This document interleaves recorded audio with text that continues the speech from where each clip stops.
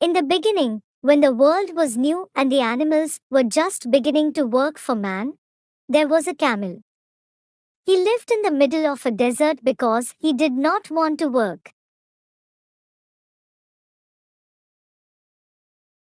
He ate sticks and thorns.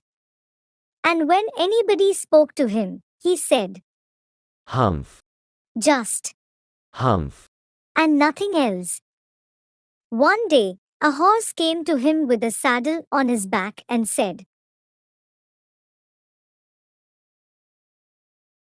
Camel, oh camel, come out and trot like the rest of us. Hump. The horse went away and told man. Then, a dog came to him, with a stick in his mouth, and said, Camel, oh camel, come and carry the stick for man like the rest of us. Hump. The dog went away and told man. Soon, an ox came with a yoke on his neck and said, Camel, oh camel, come and plow for man like the rest of us. Hump. The ox went away and told man.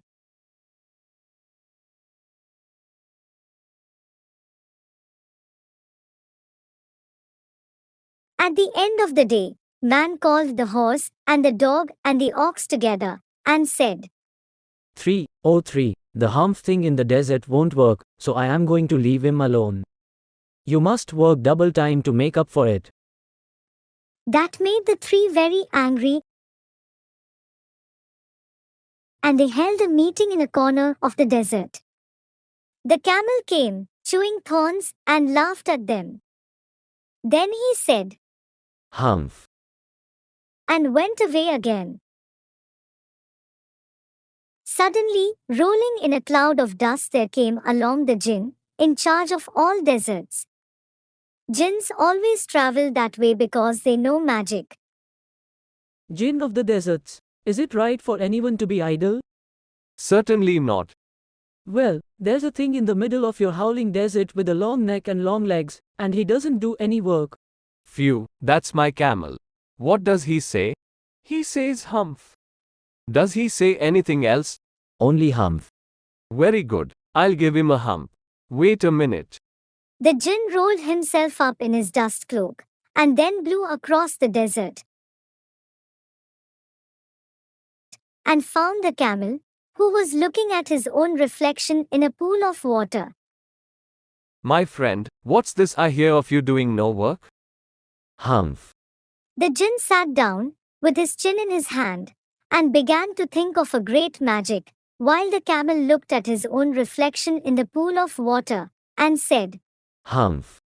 I shouldn't say that again if I were you. You say it too often. But the camel said again. Hump.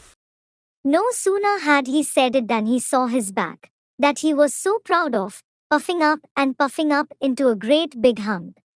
Do you see that? That's your very own hump that you've brought upon your very own self by not working. Now you are going to work.